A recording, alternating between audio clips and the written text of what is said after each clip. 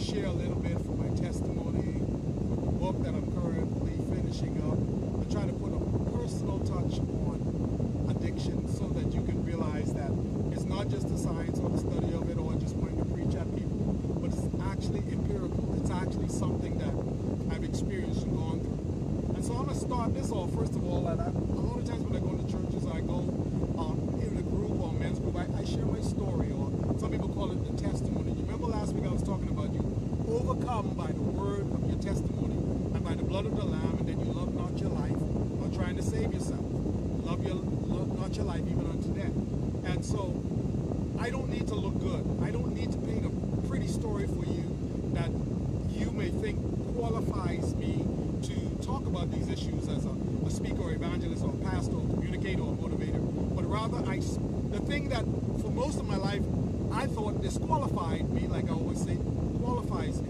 And so I'm going to share a little bit about, my testimony. And I'm going to start out from the basics, okay? And I want you to listen a little bit. And I'll share a little bit each day, okay? My name is Laverne Lockhart. I'm a believer in recovery, a believer who's recovering, who struggles with codependency, sexual addiction, and a host of other residual defects of character. To name a few: secret, lying, double lifestyle, anger, control, low self-esteem, religiosity, anxiety, fears, pornography, affairs, and a host of a whole other things, okay? I am the eldest of 11 children, 6 boys and 5 girls. I'm also the eldest of my father's 3rd set of children. He had 10 kids with his first wife, 6 boys and 4 girls. He had 6 kids with various other women in between, and 11 with my mother, for a total of 27 that I know of. There's also knowledge that I have brothers and sisters in Haiti, Cuba, and the Dominican Republic, and also the United States. Many of the older women at home would say, you Laverne Lockhart, your father is Captain Victor Lockhart. He used to call himself, I am Captain Victor George Lockhart. Although formally his name is Granville Victor George Lockhart. A lot of people don't know that. And they'd say, oh my God, he was a one busy man. As a kid, I didn't really know what they meant until I got a lot older. The men seemed to have a strange expectation of me, on the other hand, when it came to knowledge of women and sexuality. It was quite a challenge to grow up in a country of 250,000 people, and it seemed almost everyone had knowledge of my father and his exploits, sexual exploits I like to call it. So much so that it was written in songs. You see, my father was the original mailboat captain. Captains in the Bahamas that carried the mail and equipment and food to the entire archipelago of islands from the early 1940s through the 1950s and beyond.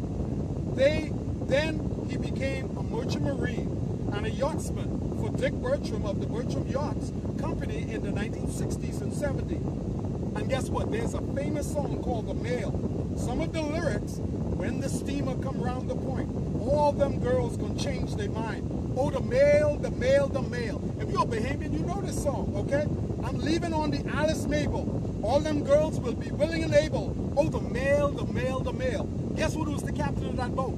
It was my daddy. You know how many women told me, your daddy brought me up from the island. Your daddy brought me my parents up. Your daddy brought my sister up. Your daddy gave my brother a job, and my uncle a job, and my son a job, okay? So my dad was a good man as far as a lot of people was concerned, but he got a lot of payback, a lot of sexual paybacks. And if you're from the Bahamas, you know exactly what I'm talking about, okay? Oh, the mail, the mail. The Alice Mabel referred to, okay, in the song was my father's boat. My father and his brothers were like rock stars in the islands during his youthful days. Money, women, cars, boats. My mother, however, was 30 years younger than my dad, and she was only 18 years old when she met him. He was, however, 49 years old when I was born. My mother was a pastor's daughter, sheltered, raised religious, and in my opinion, just rebelling against the many rules and expectations she was raised with as a pastor and a school principal's daughter. My father was literally a man of the world. My mother, a sheltered church girl, still a virgin, a match probably not made in heaven. They were supposedly married sometime between 1956 and 1958, prior to my being born. Mom was 20 years old at my birth. I said supposedly because none of us kids have ever seen a marriage certificate, and we would hear rumors that my father was still married to his ex-wife. And as a result, we were bastards. I had to grow up with that. Hence my first exposure to my family's secret.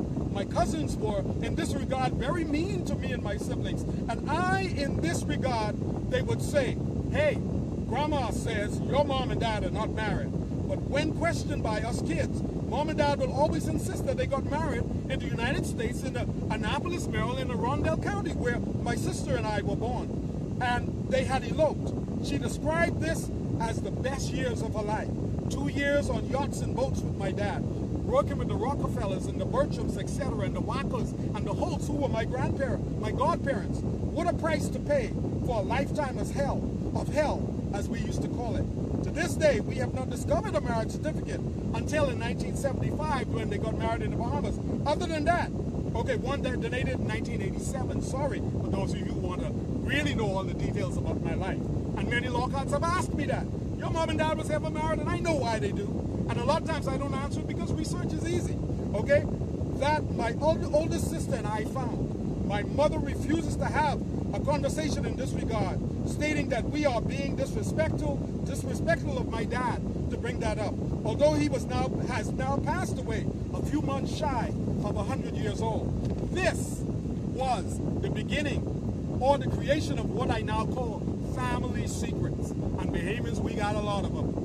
This was also the beginning of my family's paradigm of secrecy. Our mantra, what happens in the family, stays in the family, okay? We are great religious pretenders, and my mom has always covered for my dad in his good and in his bad. I guess that's what a wife is supposed to do, stand by your man. That's how she was raised. Here are a few of the memories that I feel shaped me and my perception in life as a child growing up. And I'm going to stop right there, okay? And I'll read the rest of it tomorrow. If you're interested in hearing my story and my testimony, I want you to check in tomorrow for that, okay? And so I end that there. Now, I'm going to go to chapter 5 in my book that's called Stop It, and You Can't Help It. I discerned I needed help. I felt certain I needed someone to talk to. My desire to be convinced that I can manage my intuitive life, my mind life. A man wasn't designed to live this way, blind like a piece of wood in the rivers of life, aimless and directionless, being pushed along by the raging tide of sin and complacency and mediocrity. This idleness that allowed me to accept that I was doomed to be a victim of what I call feminine vials all my life. My quest for validation, ever seeking the approval of the woman of the garden, deceived by the sense stimuli that held me, a captive audience week after week, day after day, waiting, expecting rejection, expecting condemnation, each step of my sordid way. My friend, I felt helpless to stop. I wanted guidance. I need men, real men, the God men, wayfaring, warfaring men to partner with, to talk to, and to ask questions of. Simple, honest questions like, how are you doing? At the core, my friend, tell me, how are you doing, Laverne? Okay? No mask. Don't tell me what you did today. Tell me what you're feeling. How's it going? I've got to know. I need accountability. Strong warrior accountability. I need life and death type honesty. I need a God man. One to talk to. One who can understand and touch and I can understand, touch and relate to. One who can encourage and help me to put on my battle armor every day, right the right way. A man to check my back, to check me in the mirror. A man who can reflect back to me the reflection he sees coming from my being. A real man's man. I need a man and a friend like David, like Jonathan, a friend like Jesus was to John. Someone who could conceive I could walk on water like Jesus walking to disciples. Like Peter, it was not that I could see the impossibility of my circumstances as they are. Not too big for a bigger than life God. Gentlemen, I want to say stop it. Stop it today. Stop pretending. Stop the phony, baloney relationships. Let's get help. Leave that old way I perceive. I perceive that you want to. You want to. I must progress on this journey to freedom. And like you, okay, I can come and follow a new path, a true destiny, a purpose and fulfillment. Join the Knights Templar of purity. Join me at the round table of integrity, truth, and love. Strong, long, time-tested, unabashed love. Love, pure love. Join me, men. in being wholly holistic and free. Free from adultery and fornication, incest, abuse, rape, being raped. Free from the foulest snare. It's all fear, man. It's stuff. It's this world's secular crap. It's expectations we've said that have no real place in our lives. Let's keep the faith. We can get right and stay right, albeit for today.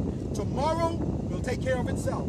The blood of Christ is ever present, ever powerful to cleanse. Not to worry. Faithfulness is a fruit of the Spirit, a fruit of spending time in His presence daily, and I encourage you to do that. Romans says, and when they knew God, they glorified Him not as God. Their foolish hearts were darkened. Sounds like me, a real dark heart in a real isolated and down place. And I'm going to end right there today. So I'm giving you personal expressions from my life, testimony, a story from my life. I hope it ministers to you. I hope it makes you think today. And man, I want to tell you that you are truly warriors of freedom. If you can dig deep and begin to journal and begin to write and begin to share and begin to be honest and transparent about the good, the bad, and the ugly. Okay? And that's it. I'm out today. I'll touch you again tomorrow with a little more of my story. Stay tuned. God is good. Victory is ours. We overcome by the blood of the Lamb and by the word of our testimony. I'm out of here. See you later. Bye.